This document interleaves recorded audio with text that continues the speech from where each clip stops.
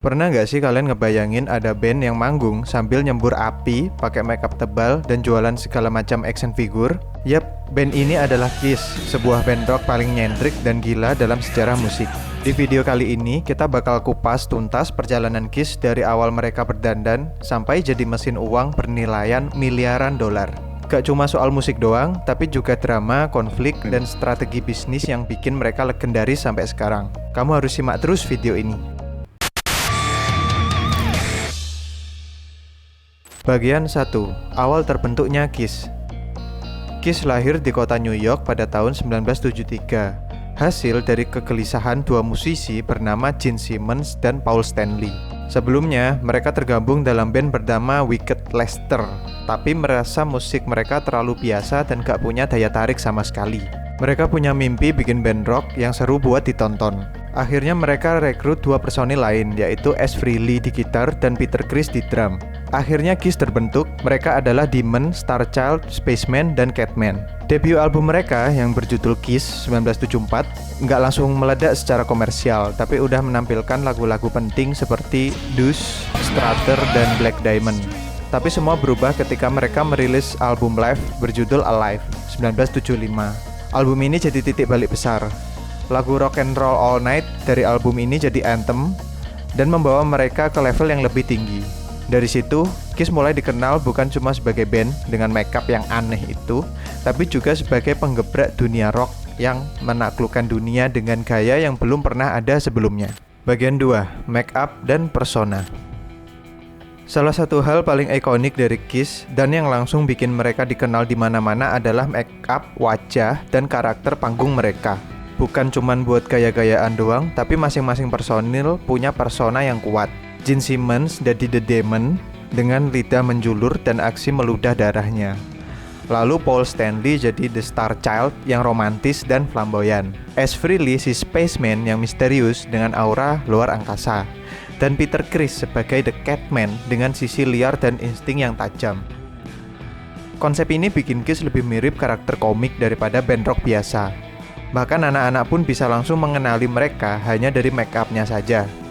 Ini adalah branding yang cerdas dan jenius yang sebelumnya tuh belum pernah dilakukan band manapun sebelumnya.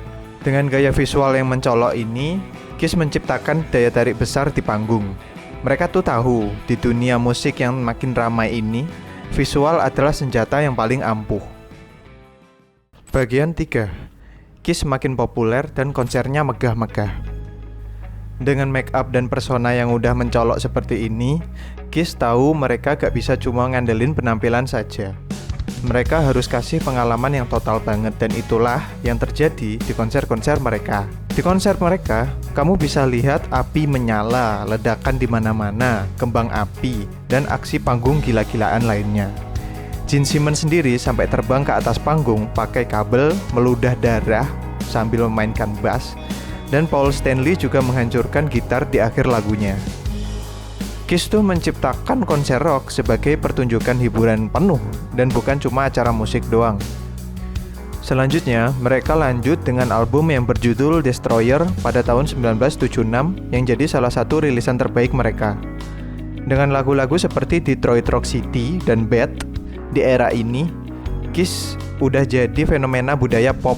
Mereka bisa tampil bareng Alice Cooper, tampil di TV nasional, sampai diundang ke acara anak-anak. Bayangin tuh. Gaya panggung yang teatrikal ini juga menginspirasi banyak band setelah mereka, yaitu mulai dari Motley Crue sampai Slipknot sekalipun.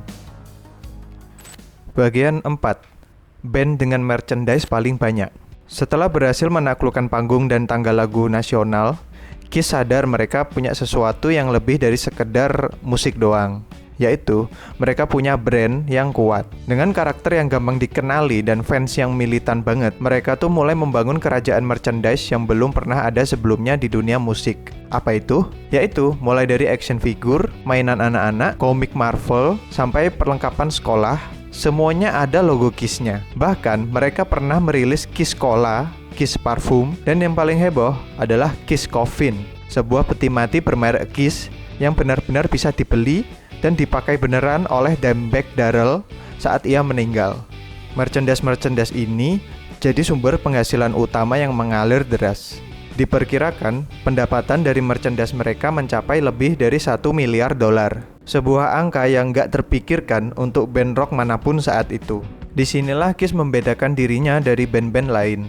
Mereka nggak jualan musik doang, tapi jual identitas, gaya hidup, dan bahkan fantasi. Kiss menjelma jadi brand global, layaknya superhero atau karakter kartun. Mereka tuh tahu bagaimana membangun loyalitas fans dan mengubahnya jadi mesin uang yang nggak akan ada matinya. Bagian 5. Perubahan, konflik, dan warisan abadi dari Kiss. Di balik kesuksesan mereka yang luar biasa, Kiss juga nggak lepas dari drama internal. Popularitas yang melonjak ternyata nggak bisa menyelamatkan mereka dari konflik ego, masalah alkohol, dan tekanan dari jadwal tur yang super padat. Ace Frehley dan Peter Criss keluar masuk band karena kecanduan dan masalah pribadi. Lalu, di tahun 1983, Kiss bikin langkah paling kontroversial. Mereka melepaskan make up untuk pertama kalinya dan tampil polos di era glam rock. Album seperti Lick It Up and Animalize membawa napas baru. Tapi banyak fans lama tuh merasa Kiss sudah berubah.